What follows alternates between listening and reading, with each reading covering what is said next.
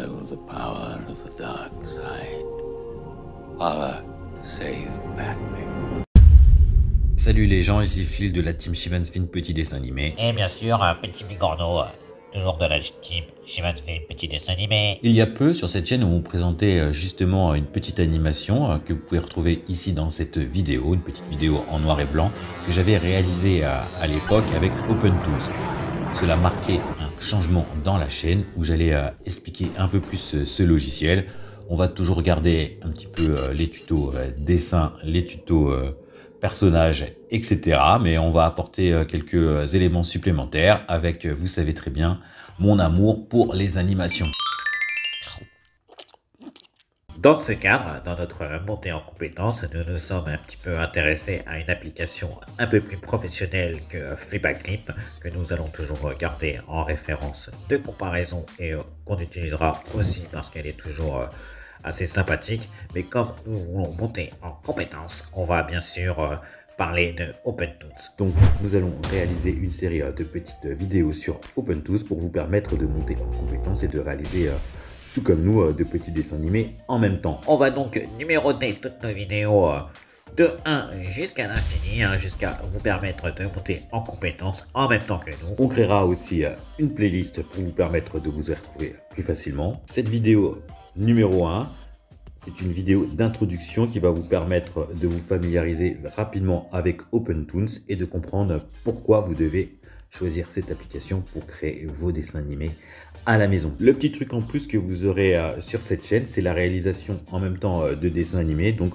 vous allez avoir en même temps des choses assez concrètes pour des difficultés, des problématiques que nous allons voir ensemble sur justement un sujet plus concret. J'ai remarqué justement qu'il y avait des manques dans les tutos que l'on pouvait voir sur YouTube, notamment pour la langue française.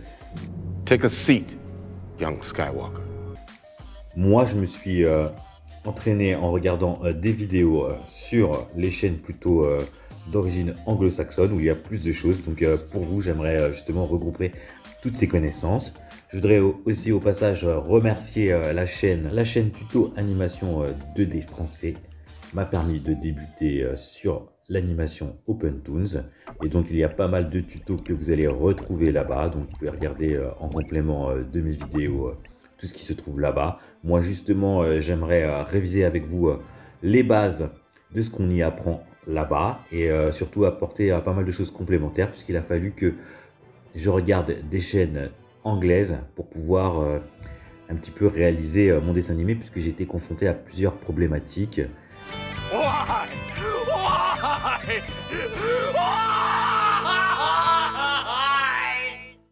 Et donc du coup, la difficulté a été la prise en main du logiciel qui, je ne vous le cache pas, est difficile. Par contre, il y a des choses assez simples qu'on peut réaliser rapidement. Quand je dis que c'est difficile, c'est parce que comme c'est un logiciel assez complet, nous allons y revenir, il y a beaucoup de choses que l'on trouve à l'intérieur de fonctionnalités. Et du coup, on peut s'y perdre un peu dans toutes ces fonctionnalités et réaliser par mégarde, comme je le fais souvent, malheureusement, de fausses manipulations où on se demande un petit peu qu'est-ce qui se passe. Bon, c'est temps de parler un petit peu de pourquoi les gens devraient choisir OpenTools au lieu de choisir des autres Ce qui est applications. bon de savoir, c'est qu'OpenTools, c'est un logiciel multimédia qui est open source, c'est-à-dire qu'il est ouvert pour tout le monde pour pouvoir l'améliorer. Et il a été utilisé au départ par les studios Ghibli. Je dis au départ, mais peut-être pas, mais donc notamment par ce grand studio qui réalise des dessins animés très connus comme Arrietty, pas mal de choses très populaires dans le monde du dessin animé japonais. Il y a aussi Futurama qui a été réalisé avec celui-ci. Ouais, ça c'est vrai, c'est un argument massue. C'est vrai que ça fait la différence d'avoir quelque chose entre les mains qui est relativement très puissant qu'on peut utiliser avec son PC à la maison.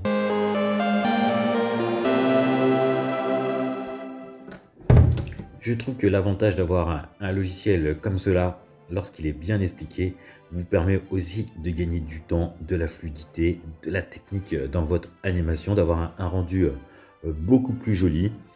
Que vous ayez envie d'utiliser du dessin plus classique en 2D simple au crayonné, vous pouvez le faire. Ou si vous voulez utiliser les choses qui s'utilisent de plus en plus avec des vecteurs dans l'animation, qui permet vraiment d'avoir des choses plus fluides. Quand on a la bonne technique, ça permet d'avoir un rendu vraiment très joli et pouvoir exploiter aussi plus rapidement et plus joliment son Ce qui animation. serait important pour nous aussi, c'est que vous mettiez un petit like, un petit cœur, un petit j'aime, que vous mettiez un petit commentaire, savoir si cette thématique va vous intéresser.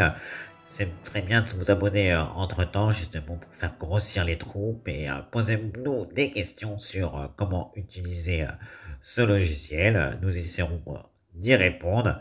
Bien sûr, comme je vous l'ai dit, nous sommes en train aussi de faire notre apprentissage. Donc, on espère pouvoir répondre à vos questions, mais bien sûr, on ne pourra pas répondre à tout et surtout, on a nos limites d'amateurs. Autre chose qui est bonne à savoir, c'est que on va travailler sur notre propre dessin animé en ce moment et que en parallèle, nous allons aussi vraisemblablement travailler avec une autre production. Donc on est en train de se professionnaliser, de proposer des choses. Donc tout cela va nous permettre de grandir et aussi peut-être à vous plus tard de nous faire passer vos commandes. Mais tout cela n'est qu'hypothétique puisque vous le savez, j'ai un autre métier par ailleurs et donc tout cela n'est que du loisir.